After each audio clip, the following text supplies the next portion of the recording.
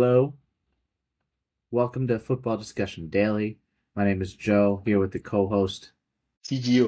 CGO or George. Today is the 22nd of February, 2026, and we are talking about several different results in the Premier League. First off, I will say Barca beat Levante 3-0 in other leagues. Fulham beat Sunderland 3-1. Palace beat Wolves 1-0. We'll probably focus the most of the time on Arsenal beating Spurs 4-1. But first, George, let's start off with a discussion on Liverpool 1, Nottingham Forest 0. I watched this game. It was pretty boring. Florian Wirtz got pulled off early before the game started, got replaced by Curtis Jones, and Liverpool scored two late goals. The first one was called back because it hit Yeah, it was an elbow. An elbow, and then they scored again later in the game. Those also almost lengthy VAR review for potential offsides and ended up not being offsides. George, in your opinion, is this performance from Liverpool something that they should worry about going forward? And what are your other general thoughts on this game? The reality is that if you look at the game, Nottingham Forest in the first half were the better team. And then the early part of second half, I think they were also the better team. Liverpool started gaining momentum, I think maybe in the last 20 minutes of the game. That was when I started seeing Liverpool trying to assert themselves. And I think the introduction of a player like Igumoha, taking off Salah, those changes really helped the team because Salah wasn't really into that game. If we are being honest today, he wasn't really into that game. So the coming in of Igumoha really helped the Liverpool's attack, and we saw what the team were able to do. They scored the first goal, but somehow VAR were able to capture the fact that McAllister's hand, I mean the elbow, hit the ball into the net when Olaino was trying to clear the ball out of danger. So, but few minutes later, the same McAllister scored another goal that had to be reviewed by VAR. But fortunately for them, the goal went in, and that was a very good result for Liverpool, if you ask me, because now they are on the same point with Chelsea and Manchester United. So they all have 45 points. Chelsea just have more superior goal difference than Manchester United and Liverpool at the moment. Manchester United will play tomorrow against Everton. So if they can get at least a draw, that means they can go back to their fourth position. So for me, it was a very important result for Liverpool because this is how a team gain their confidence back. They're able to have that belief because before now, Liverpool, the belief wasn't there anymore. But now, results like this, you don't need to play too well for you to begin to have that belief. So that's what this result will do for them. I don't know, George. I feel like it accentuated all of the squad issues with Liverpool, and I blame squad composition for Liverpool's struggles this season more than I do the manager. Akpo and Salah cannot beat a guy. They're both good finishers. They can both cross and create fine, but they can't beat a guy. And that allows for a lot of things. It allows basically fullbacks to be one-on-one, allows center backs to be a lot more narrow, closing down space in Ekitike. Rio Nagoma is not, 21 Mo Salah, but he's better than at beating a guy off the dribble than 2026 Mo Salah, and you could see that in just how the team operated. Even Chiesa, when he came on, was very energetic. He said the last 20 minutes, I felt as soon as that sub came on, I think it might have been staggered a bit, but at the end of the game without Gakpo and Salah, they ended the game with Rio and Chiesa Yes, on the wings. yes, yeah. George, let me do. But they also, one of the big problems is creativity, and that was because Trent came off the team. They brought in Wirtz for that. That takes some time for a center midfielder to add that creativity to the team as he gets used to his teammates. Wirtz came off the field. They actually had to switch Jones and Szoboszlai late in the first half because Jones just wasn't working in center mid, and Szoboszlai, they needed to put Szoboszlai's energy in center mid in order to counter Nottingham Forest. I think it just countered. I think this whole game was squad issues with Liverpool. McAllister was not great. It is awesome that he scored twice at the end of the game. He did not have a good game overall today. I thought Gravenberch was okay. I thought Szoboszlai was energetic, but not creating as much as others. But there's a lot of squad issues with Liverpool. And we said at the beginning of the season when they grinded out 5 games like this, oh, it's great. They're not playing well, but they're still getting results, and then they lost 6 out of 7. So I don't think it's indicative of that. They Nothing changed in January in terms of their squad composition. Yes, like these players have great mentality. Even Gakpo and Salah, who I think have weaknesses in their game right now that they didn't have the last couple of years, or was hidden the last couple of years due to squad other players in the squad. Those players are no amount of mentality is going to overcome just their deficiencies right now. I think it's going to be a struggle for them the last couple of months, and ultimately, if this is in a Champions League race, every team is going to drop points several times in the next 10 or 12 games. This is not a title race where there's going to be 1 or 2 games out of 12 drop points. So it's exciting. I think it's to be 3 or 4 teams in it, and it'll be great. So if you're talking about the composition of the team, with what they have currently, do you think they are going to make the top five? I do. I think Chelsea will fade. I think the experience would be the difference between Liverpool, United, Aston Villa, Chelsea. Because I've always said it's going to be those 4 teams going for 3 Champions League spots. And I do feel like United have older players, mentally mature players. I feel like Chelsea's discipline, like yesterday, will lead them to, being less consistent week to week, and their age will do that, but also just less discipline week to week is what I feel, George. Yeah, because if you look at the Manchester United team, they have players who are experienced, and apart from that, they don't have much matches to play this season anymore because they are only focused on the Premier League. Unlike Chelsea, that is still in FA Cup, still in the Champions League, and then still trying to see if they can finish in the top five. So it's not going to be that easy for Chelsea compared to Manchester United because a player like Casemiro is not a player you expect to play 2 games in a week. So Yeah. playing 1 game in a week will be very good for him, and he can show his experience on the pitch. So I think that is one thing that will really work in favor of Manchester United towards as we try to get towards the end of the season. So let's see how it goes. Anyway, Yeah, we'll see. One other thing I'd like to point out, I think McAllister goal objectively should have been called off on that first one. I was disappointed in Ekitike, who I felt made a mistake I have not seen him make this season. The goalie was going one way. Ekitike had basically a free header 4 yards away. He heads it the same way. If you head it yes, across the way, you don't need to exactly. put any power on it. And Ekitike made a giant mistake. And he's young, he'll grow. That was very close to being a 2 point mistake from Ekitike. This is before Anna cleared it into McAllister's elbow for the goal. Just blatant mistake by him, and that's the type of thing that again can cost teams, and 2 points is very valuable at the business end of the season. No, I think Joe, you are very correct because to be honest with you, Ekitike was supposed to score that goal because if he had nodded the ball in, there won't be any conversation of VAR canceling or There's no overruling the. conversation on VAR. VAR was right. This is Yeah, why we brought in VAR. Like there's no yeah, controversy. It hit yes, McAllister's elbow, and you can't score on yeah. your elbow.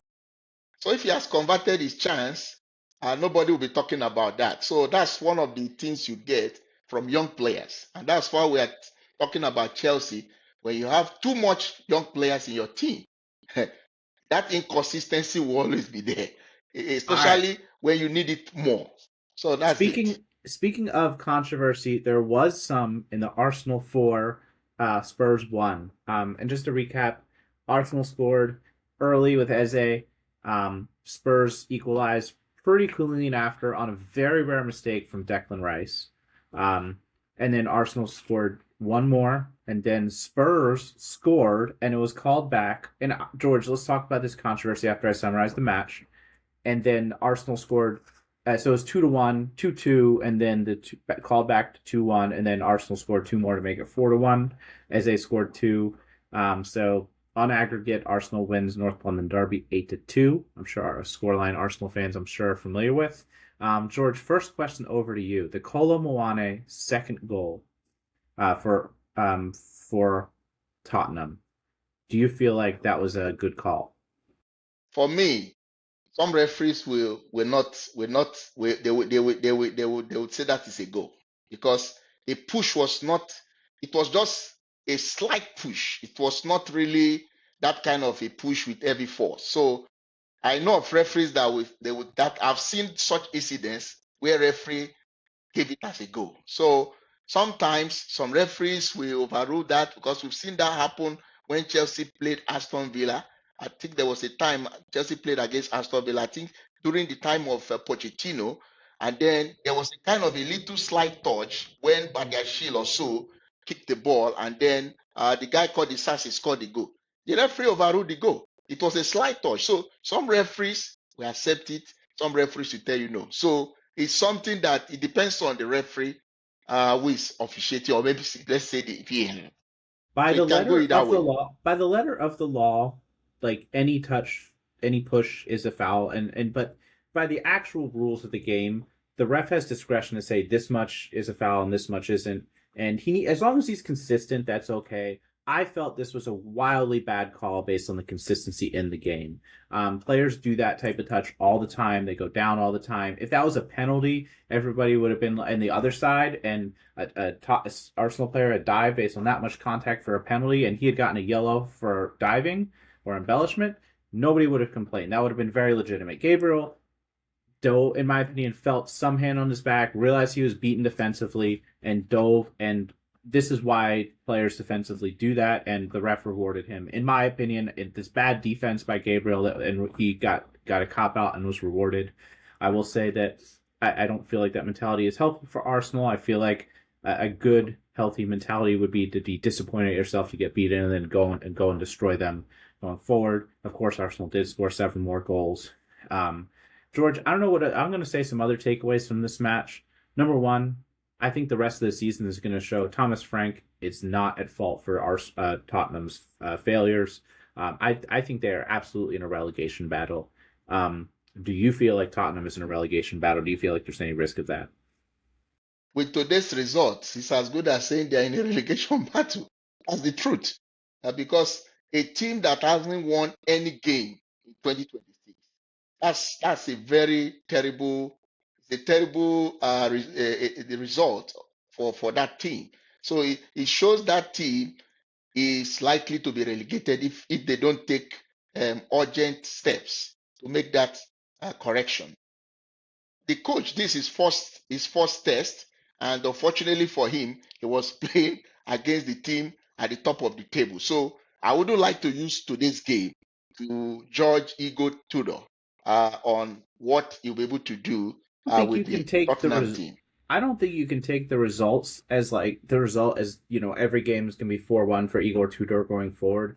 I think you can look at the way the players reacted. I think you can look at the way he spoke before and after the game. There's an incident within this game, George. I don't know if you saw it, where he was yelling at Mickey Van de Ven to run up the line. They're holding the line here, and he was saying push up so that there's a lot less space for Arsenal to work with, compress it, it's easier to win the ball. There's a lot of reasons teams want to do that.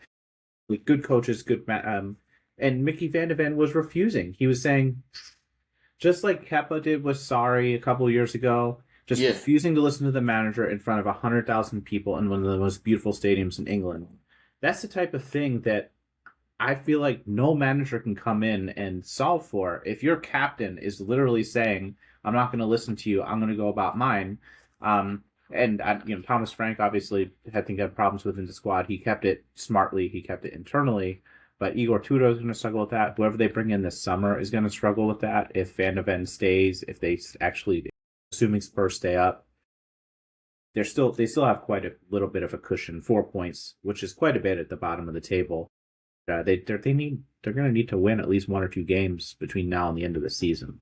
No, Joe, this point you made about the indiscipline in the Tottenham team, I want to agree with you because I knew when Chelsea played against Tottenham and defeated Tottenham 1-0 at the Tottenham Stadium, after the game, I knew the way Van der Vaart and this guy called Spence, the way they reacted towards the manager. The manager was trying to, I think he wanted to shake them or something like that. They ignored him.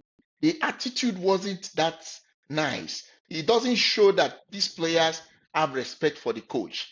And that made me I started wondering if players can show this kind of attitude towards a coach. That means it's possible that when that coach gives them instruction, They may decide not to do what he said.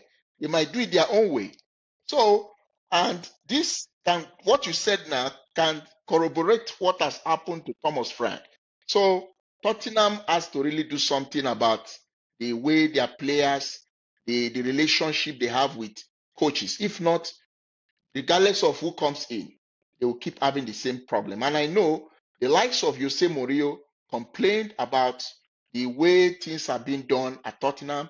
Anthony Conte also complained about that. So when you have many coaches complaining about almost similar stuff, even though we haven't heard from Thomas Frank, Thomas Frank will likely tell us the same story when he starts talking. I So think they need to do something.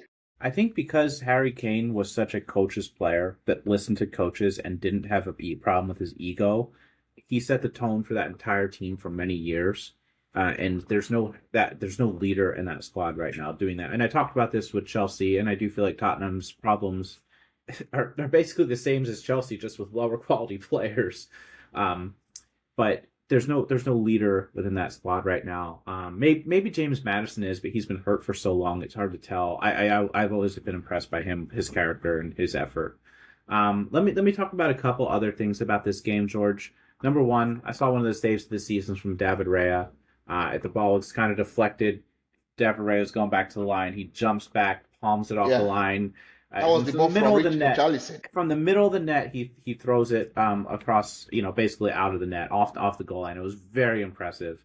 Um, Victor Gyökeres, I've been clowning on him a lot on this podcast. He had a fantastic finish. Abricio Eze has had a bad season. He had 2 goals. Good for him. I thought he was kind of visible outside the goals, neither here nor there. Declan Rice, who I've actually said is, I think, Premier League player of the season this season. Made a very uncharacteristic mistake, but other than that, had a fantastic game. So a lot of very interesting actual soccer stuff to talk about. I thought the refs outside of the Kolo Muani call were actually fairly good as well. George, from a football perspective, outside of anything controversy or anything, did anything you stuck out that you wanted to call out for you today? Well, one thing I was very sure of is even if the goal that Kolo Muani scored, the second goal, even if it has counted, I still feel Arsenal would have defeated them because Arsenal were the dominant team. The only thing there is that maybe the scoreline wouldn't have been up, it wouldn't have maybe 4-1, because as soon as Arsenal scored the third goal, I think the Tottenham players lost steam. It's like they just went flat. They were not, that energy I saw in the first half from them, that everything vanished. So that's one thing I observed in the game. So even if that second goal has counted, they would have still won them because now Arsenal has defeated them 5 times consecutively. So the North London Derby, Arsenal has won 5 times consecutively, which shows you that Arsenal is far ahead of Nottingham. You know what they say, George, though? Nobody to beat Tottenham 6 times in a row in the Derby, all right? So maybe they won't play next year because of the Tottenham's in the championship. Arsenal, we know, is safe from relegation already.